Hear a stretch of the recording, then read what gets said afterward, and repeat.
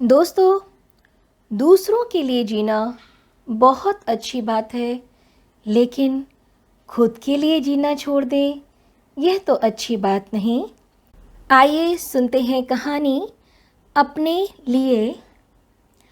मौसम करवट बदल रहा था। सूरज का गर्म मिजाज देख गुलाबी ठंड के पसीने छूटने लगे थे। इसकी तपन सुखी के दिल तक भी पहुंच रही थी। कुछ था जो उसे बेचैन कर रहा था। संभवतः काव्या की बात पर अभी तक कोई निर्णय न ले सकने की स्थिति में वह परेशान हो रही थी। आज ऑफिस में भी उसका मन नहीं लग रहा था। उसने सामने मेज पर रखी फाइल को बंद किया और कुर्सी से उठकर खिड़की के पास आकर खड़ी हो गई। अचानक उसकी नज़र खिड़की से कुछ दूरी पर लगे अशोक के वृक्ष पर टिक गई। उसके सारे पत्ते झड़ चुके थे। शायद वह भी आज सुखी के बेरंग जीवन के दर्द में शामिल हो जाना चाहता था। सुखी की आंखें डबडबा आईं। क्या उसका जीवन हमेशा पतझड़ सा रहेगा? सुखी अपने माँ पापा की इकलौती संतान होने के कारण बेहद लाडली थी।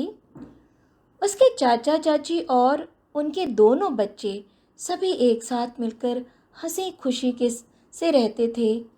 एक खुशहाल परिवार था उसका, हंसता खेलता खुशियों के हिंडोले में झूलता। सब कुछ कितना सुंदर था, परंतु अचानक एक दिन ऐसा वज्रपात हुआ जिसने सुखी के जीवन की दिशा और दशा दोनों ही बदल दी। सुखी अभी बीकॉम द्वितीय वर्ष में थी कि उसके पिता की पैनक्रियास के कैंसर से मृत्यु हो गई। पापा की असमय मृत्यु ने सुखी को हिलाकर रख दिया। पूरा परिवार शोक में डूबा हुआ था कि तभी एक दिन माँ की हालत भी खराब हो गई। आनन फानन में उन्हें हॉस्पिटल ले जाया गया। वहाँ उन्हें फेफड़े का कैंसर निकला और वह भी एडवांस स्टेज पर। सुखी के पांव तले से ज़मीन खिसक गई। तमाम दुआओं और दवाओं के बावजूद वह 2 माह से ज़्यादा जीवित न रह सकी। सुखी बिल्कुल गुमसुम सी रहने लगी थी। उसकी सूनी आंखों में अनाथ होने का दर्द दिखाई देता था। किंतु कहते हैं ना, समय के साथ साथ इंसान को भी आगे बढ़ना पड़ता है। धीरे धीरे 3 साल गुजर गए। सुखी बीकॉम पूरा कर बैंक में मैनेजर बन गई थी। चाचा चाची उस दिन बहुत खुश हुए थे। वह ब्याह लायक हो चुकी थी और उसके लिए रिश्ते भी आने शुरू हो गए थे। किंतु उसके चाचा चाची कोई ना कोई कमी निकालकर हर रिश्ते को टालते जा रहे थे। सुखी अपने चाचा चाची का बहुत मान करती थी और वह जानती थी कि उसके चाचा चाची कभी उसका बुरा नहीं चाहेंगे। वह जो करेंगे उसके भले के लिए करेंगे। 2 साल और गुजर गए। इस दौरान चाचा ने अपने दोनों बच्चों की शादी कर दी। सुखी अब कुछ उद्विग्न सी रहने लगी थी। चाचा चाची का व्यवहार उसे अटपटा प्रतीत होता। क्या इतने सारे रिश्तों में एक भी रिश्ता उसके लायक नहीं है? वह सोचती, दिन रात सोचती, परंतु चाचा चाची से कुछ भी पूछने की हिम्मत नहीं कर पाती। जो बात सोचने से वह डरती थी, वही एक दिन उसकी सहेली काव्या ने उससे पूछ लिया, सुखी, कहीं तेरे चाचा चाची सच में तो तेरा विवाह नहीं कराना चाहते? क्या बक रही हो? वह ऐसा क्यों करेंगे? सुखी लगभग झिड़कते हुए उससे बोली, सीधी सी बात है, तुम्हारी शादी कर देंगे तो तुम्हारी कमाई उन्हें कैसे मिलेगी? उनका बेटा तो ज़्यादा कुछ कमाता नहीं है। नहीं काव्या, वो भला ऐसा क्यों करेंगे? मेरे चाचा चाची ऐसा नहीं कर सकते। तुम नाहक उन पर इल्ज़ाम लगा रही हो।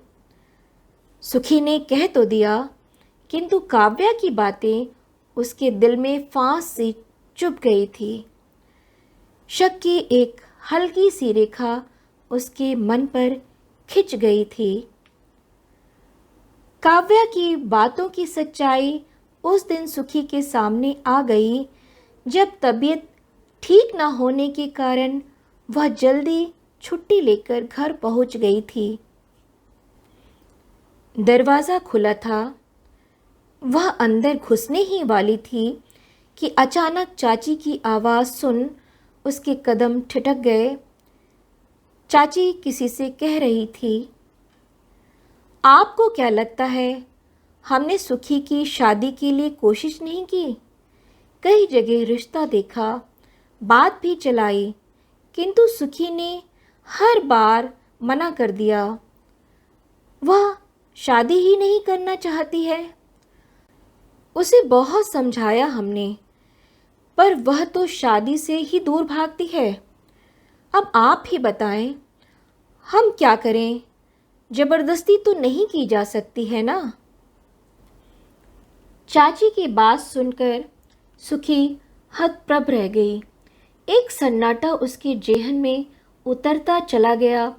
इतना बड़ा झूठ, इतना बड़ा छल! अंदर जाने की उसकी हिम्मत नहीं पड़ी। वह पलटी और काव्या के घर की ओर चल पड़ी। काव्या के गले लग वह फूट फूट कर रो पड़ी। आज उसे माँ पापा की बहुत याद आ रही थी। इतना अकेलापन तो उसे जीवन में कभी महसूस नहीं हुआ था।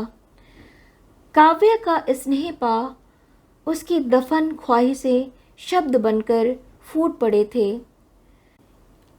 कौन लड़की भला शादी नहीं करना चाहेगी? हर लड़की की यह ख्वाहिश होती है कि उसे प्यार करने वाला पति व घर परिवार मिले। वह आज रोए जा रही थी, मानो सारा दर्द आज ही काव्या को बता देना चाहती थी। थोड़ा सहज होने पर काव्या ने उसे पानी पिलाया और चाय बनाकर ले आई। फिर बातों का सिलसिला आगे बढ़ाते हुए वह बोली, सुखी, मैं तुमसे कुछ कहना चाहती हूँ। तुम्हें बुरा ना लगे इसलिए अभी तक नहीं कह सकी। अरे नहीं, कहो ना, मुझे जरा भी बुरा नहीं लगेगा। वह अब काफ़ी हद तक संभल चुकी थी। तुम मेरे भाई अंकुर को तो जानती हो ना? काव्या बात को आगे बढ़ाती हुई बोली, हाँ बिल्कुल। वह आजकल बैंगलोर में जॉब कर रहा है। क्या तुम उससे शादी करोगी? सुखी चुपचाप सुन रही थी। कुछ रुककर काव्या आगे बोली, सुखी, शायद तुम्हें पता नहीं कि मेरा भाई तुम्हें कितना चाहता है और यही कारण है कि उसने अभी तक शादी नहीं की। परंतु चाचा चाची क्या इस रिश्ते के लिए मानेंगे? देखो सुखी, निर्णय तुम्हारा अपना होना चाहिए।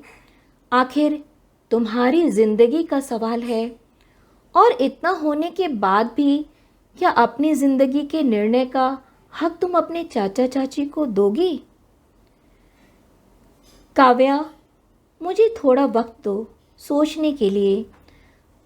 सुखी असमंजस की स्थिति में बोली, तुम जितना समय लेना चाहो ले लो, पर उम्मीद करती हूँ कि तुम अपनी जिंदगी के हक में निर्णय लोगी। अंकुर 1-2 दिन में मेरे पास आ रहा है, तब तक तुम अच्छी तरह से सोच विचार कर लो। इसी ऊहापोह में कब 2 दिन गुजर गए, सुखी को पता ही नहीं चला। जब चुनाव खुद की खुशी और अपनों की खुशी के बीच करना हो तो निर्णय लेना बहुत मुश्किल होता है। और आज इसी उलझन में उलझा उसका मन समझ नहीं पा रहा था कि वह क्या करे। पतझड़ के बाद बसंत का मौसम आता है। क्या वह अपने जीवन में बसंत को आने दे या फिर अपने चाचा चाची की स्वार्थ की कुदाली से अपनी ख्वाहिशों के वृक्ष को कट जाने दे। अभी वह इसी उधेड़-बुन में उलझी हुई थी कि एक आहट सुनाई दी। मे आई कम इन? दरवाजे पर किसी की आवाज़ सुन सुखी ने पलट कर देखा। सामने अंकुर को खड़ा देख वह थोड़ा सकुचा सी गई। इससे पहले कि वह कुछ कहती, सौम्य स्मित मुस्कान लिए वह उसके केबिन में दाखिल होता हुआ बोला, आपको निर्णय लेने में दिक्कत हो रही है ना? चलो मैं आपकी मुश्किल को आसान कर देता हूँ। बस एक ही सवाल आपसे करूँगा, क्या आप मुझसे शादी करेंगे? बिना किसी लाग लपेट के सीधे सीधे अपनी बात कह देने की अदा ने सुखी के दिल के तारों को झनकृत कर दिया। मन ही मन उसने एक निर्णय लिया और अंकुर के बढ़े हुए हाथ पर अपना हाथ रख दिया। दोस्तों, उम्मीद करती हूँ कि आपको मेरी आज की यह कहानी पसंद आई होगी। जल्दी ही आपसे फिर मुलाकात होगी। तब तक के लिए आप सभी को मेरा बहुत बहुत आभार, धन्यवाद, शुक्रिया।